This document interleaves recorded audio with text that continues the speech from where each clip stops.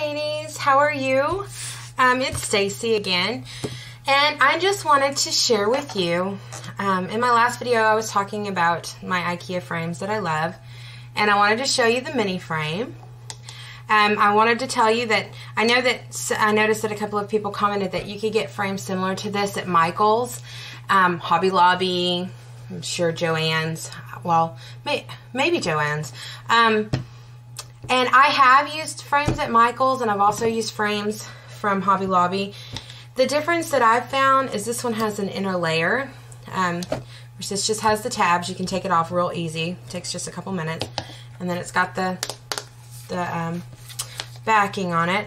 And then on the inside is this piece of paper.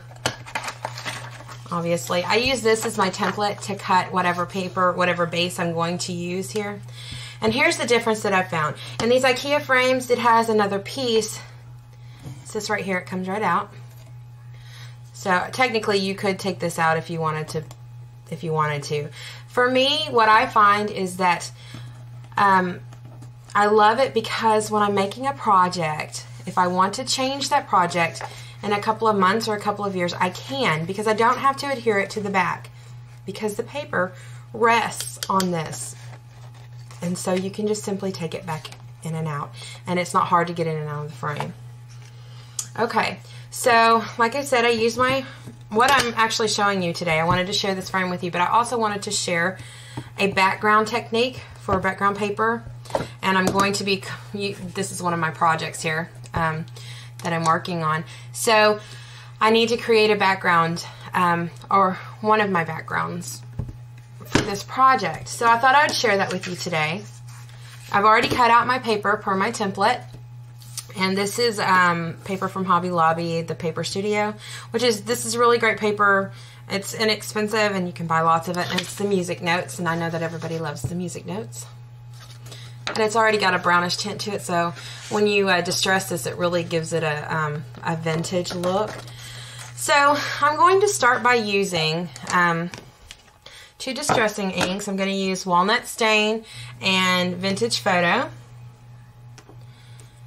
So what I'm going to do is start by crinkling the paper, okay? Give it a really good crinkle here. Oh, squeeze it, take all your frustrations out. Da-da-da. Okay, I'm going to unwrinkle it.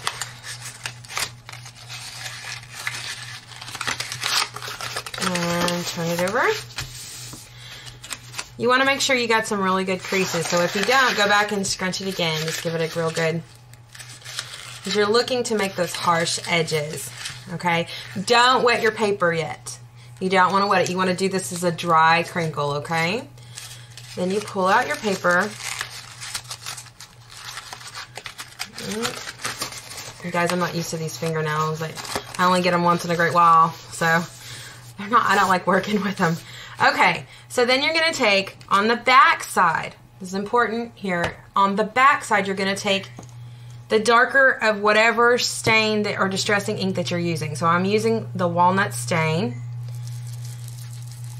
So you can use different colors and try different techniques with this, but I have found that generally the darker stain should go on the back, and you want to apply this to the tops of your creases very liberally. You really want to get it on there good. Don't be sparing.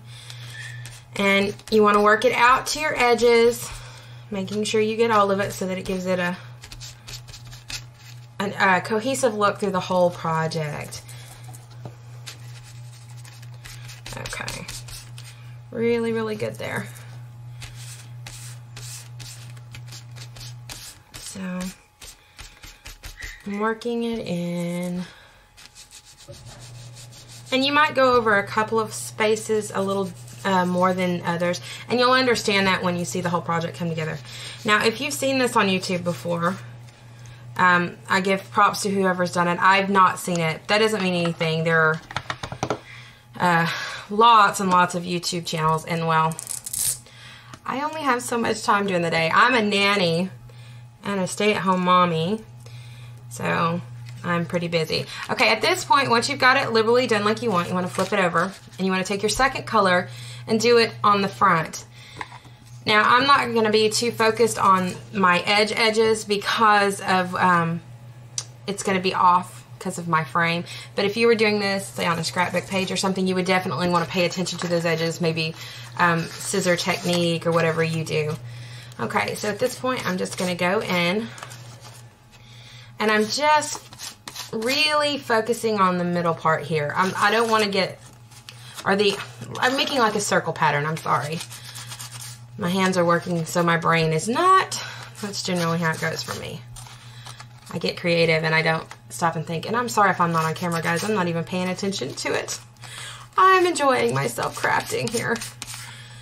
Okay, so you get it as much or as little as you want. You just play around with this technique and figure out what you like, okay? So at this point, what I'm going to do is I'm going to pull out my rag. I'm going to move this so that I don't get the paper wet. And the reason it's here is because all these pictures are kind of busy. So, and then I have my lovely go-to washcloth.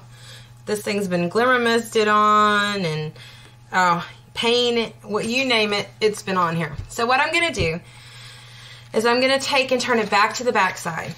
And I'm going to take my water bottle. If you don't have a water bottle as a scrapbooking tool, I'm telling you, you need to get one. I use this thing constantly, and it's a great tool to have. So I'm going to take my water bottle. This is messy. If you have rubber gloves, you definitely want to use them if you don't like your hands to be stained. Me, it's normal. My hands are always stained, but that's okay because I don't work in the corporate world. I have to worry about, you know, that kind of thing. So I'm going to let the water soak for just a second. And if you'll notice, I don't know if you can see that or not, but it's puddling. That ink is puddling. See? There it goes. And that's because it's this distress ink, and it's great with water to do this kind of thing. Okay? So I'm going to scrunch it again. Get that water going through to the front side. That's my goal, is to get those lines to come through to the front. So I'm going to open it up. Now, I'm going to wet the front side.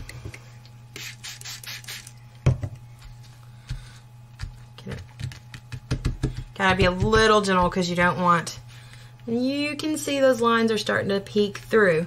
That dark is starting to come through to the front. Okay?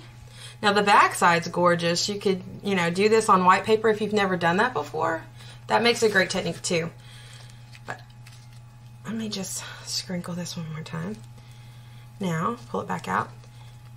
I don't know how well it picks it up on camera, but when you look at this, I have two lines, two different color lines coming through. That black, or that walnut stain in the back, is actually seeping through too, and it makes a, it makes like a shadow effect on there.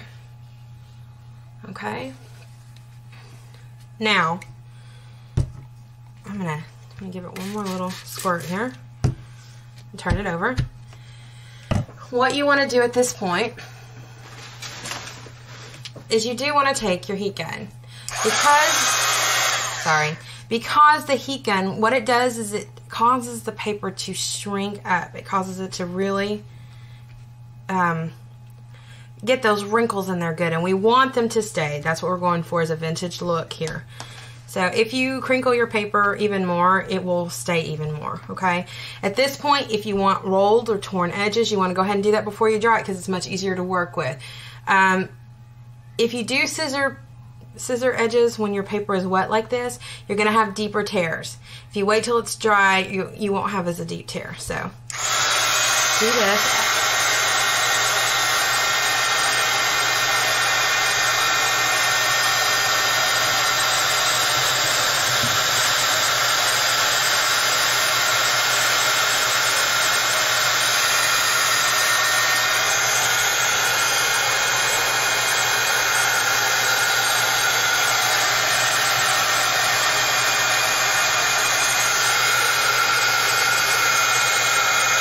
See that edge crinkle?